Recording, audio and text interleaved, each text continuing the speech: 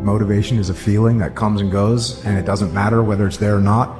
Discipline is infinitely more important. So no matter how you feel, get up and do what you're supposed to do.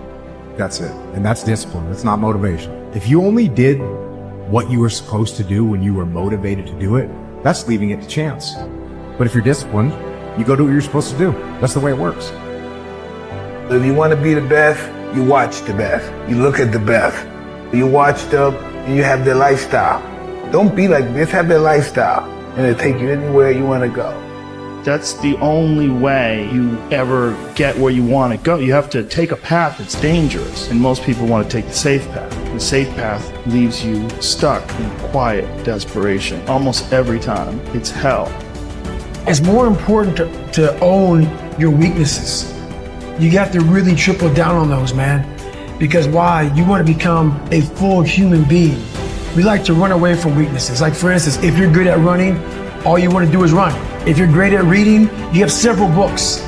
But we don't do those things that we're not good at. So for me, I realized, man, like I keep on running away from these things I'm not good at. I have to dive into these things. I have to become one with these things. So I own them both. It was a beautiful awakening. It's like when you're living in your parents' home, they are the enemy. You know, everything you don't do right is because of them. And then when you're on your own and you had to say, you start making mistakes that you made when you were at home. It's like you can't put it on mama now. Mama not with you no more. You can't put it on daddy and say, my father was too hard. I had a curfew. You know what I'm saying? They wouldn't let me party past 12. Like I had all these excuses why I wasn't successful because of my parents. You finally have what you always wanted, control over your life, and you're getting the same results. If you really want to change, you have to take personal responsibility. I think the company is where it is, and people follow me because they don't hear a bunch of excuses. They hear, yo, E, you coming at me hard, but it's the truth. Like, I know what I'm doing wrong, and I just need to make the adjustment. So I would say personal accountability and personal responsibility is what took me from being homeless and a high school dropout to the #1 motivational speaker in the world. There ain't nothing you can do about what's gonna happen to you. You can't stop life from happening. You can do something about it. Life is 10% what happened to you, is 90% what you do about it.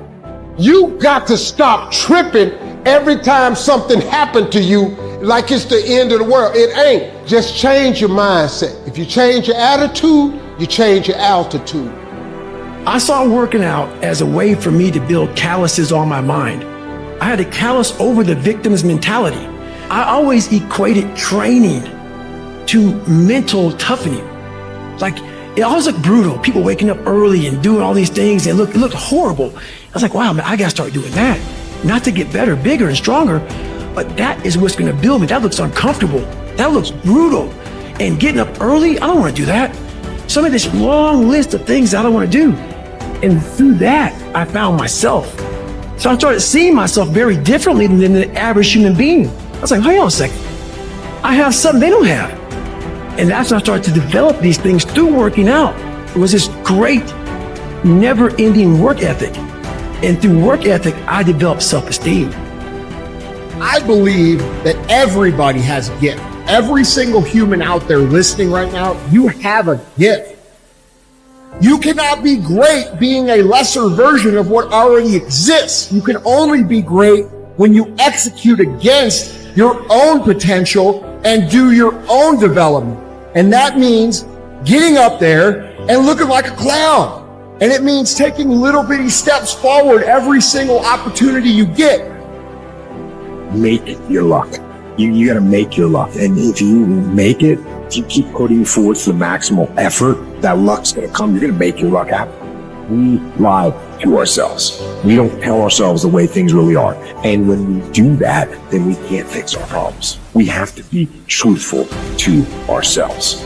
Stop rationalizing. Stop making excuses. Stop giving yourself little watered down assessments of where you're really at. Tell yourself the truth.